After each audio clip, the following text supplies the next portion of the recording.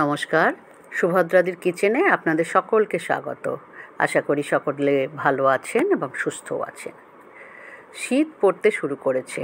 বাজারে কিন্তু এখন হরেক রকম সবজির আনাগোনা। ফুলকপি, ক্যাপসিকাম, গাজর, বিনস সবই রয়েছে। আজকে আমি ফুলকপি, আলু এবং ক্যাপসিকাম এই তিনটে সবজি দিয়ে একটা একদম কম তেলে ভাজা একটা তরকারির রেসিপি নিয়ে এসেছি, যেটা রুটি বা গরম ভাতে ডালের সঙ্গে খেতে অত্যন্ত সুস্বাদু। চলুন খুব সহজে কিভাবে বানালাম। সবজিগুলো কেটে নিয়েছি, আমি পরিমাণ বলছি একে একে। একটা আলু, একটা ক্যাপসিকাম সরু সরু করে লম্বা করে কেটে নিয়েছি, আর কপি দিয়েছি আধখানা ছোট ছোট টুকরো করে। সব কেটে ধুয়ে গুছিয়ে নিয়ে এবার কড়াইতে সর্ষের তেল দিয়ে বসিয়ে দিলাম। দিয়েছি একটা শুকনো লঙ্কা ভেঙে এবং তাতে সামান্য একটু কালো জিরে ফোড়ন, ব্যাস আর কিছু নয়। দিয়ে একটু শুকনো লঙ্কাটা কালো রং হতেই সুন্দর একটা গন্ধ বেরিয়েছে, তখন দিয়ে দিলাম আলু দিয়ে সামান্য নুন হলুদ দিয়ে নাড়তে শুরু করলাম। আলুটা যেহেতু একটু সব কটা সবজির মধ্যে শক্ত, সেই জন্য আলুকেই প্রথমে দিলাম। দিয়ে মিনিটখানেক একটু নেড়ে চেড়েই এবারে ফুলকপিগুলো দিয়ে দিলাম। ফুলকপি আসলে এখন নতুন ফুলকপি খুব সহজেই কিন্তু গলে যাবে, নরম হবে, সেই জন্য ফুলকপির জন্য বেশি সময়ও লাগবে না। তার মধ্যে আমি বেশ ছোট ছোট করে কেটেছি, তো দিয়ে আবার একটু নুন হলুদ মিশিয়ে দিলাম।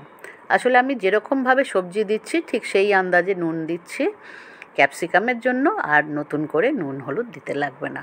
আলু কপি একটু পরে পরে দিয়েছি বলে হলুদ নুনটা একটু আলাদা আলাদাভাবেই দিলাম।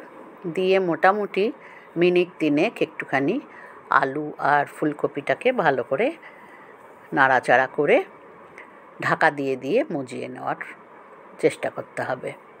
জল কিন্তু আমি এতে দেইনি, ওই ঢাকা দিয়ে যেটুকু বাষ্প বেরোয় আর নুন পড়েছে সবজিতে, তাতেই যেটুকু জল হবে।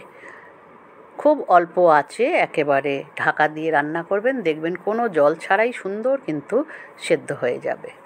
আমি এই জন্য একটু করে ঢাকা দিচ্ছি, আবার একটু নাড়াচাড়া করে তারপরে আবার ঢাকা দিয়ে দিচ্ছি।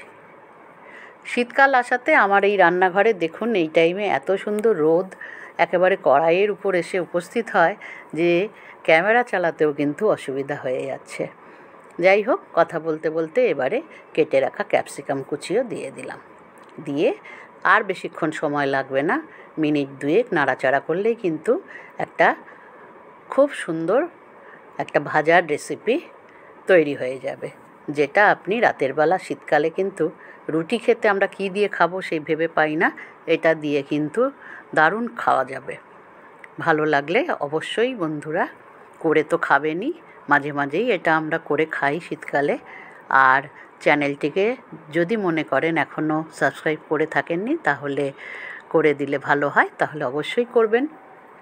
সঙ্গে থাকা বেল আইকনটিও প্রেস করে দেবেন, যাতে যে কোনো নোটিফিকেশান সবার আগে আপনার কাছে পৌঁছয়। কথা বলতে বলতে পরিবেশনের জন্য একেবারে বেড়ে নিলাম আমি কড়াই থেকে এই আলু, ক্যাপসিকাম এবং ফুলকপি দিয়ে ভাজা।